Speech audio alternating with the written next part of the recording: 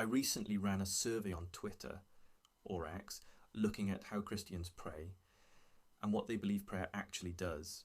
I asked about people's age, sex, and denomination, how often they pray, how long they pray for, where they pray, and what kind of prayer they devote most of their time to. That included things like giving thanks, asking God for things, interceding for others, listening in silence, speaking freely without an agenda, and reflecting on Scripture. Over 450 people responded. Around 100 responses had to be removed because some individuals filled in the survey multiple times in order to try to win the raffle incentive. Two different outcomes of prayer. What I was interested in was not just how people pray, but what they believe prayer produces. Specifically, I examined two outcomes. First, mystical experience, feelings of God's presence, transcendence, unity, or deep spiritual connection.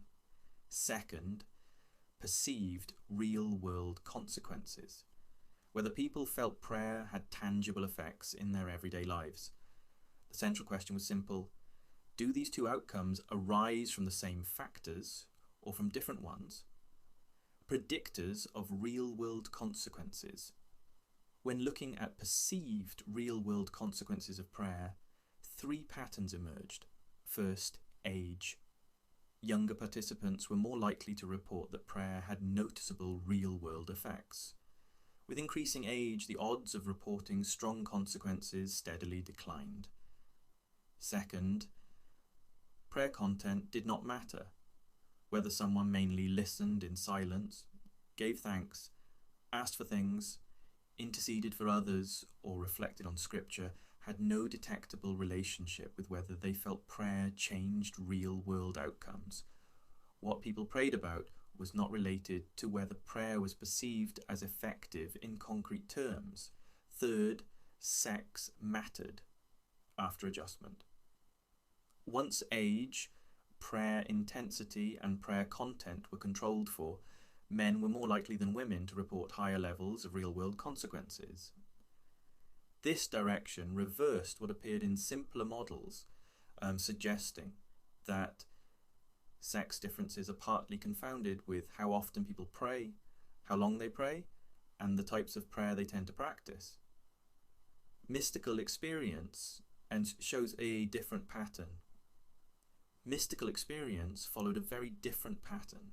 Here, outcomes were strongly shaped by sex, prayer context, and prayer content.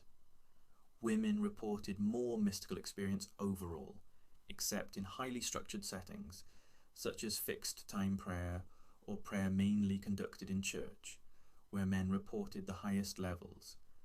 Denominational differences also appeared, but these did not reflect theology directly. Catholic men showed higher mystical experience, Catholic women lower, Protestant women higher, Protestant men lower. When examined more closely, these differences were explained almost entirely by prayer content, aimed the role of prayer style.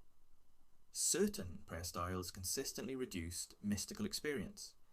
These included heavy emphasis on petition, intercession, and tightly structured reflective prayer.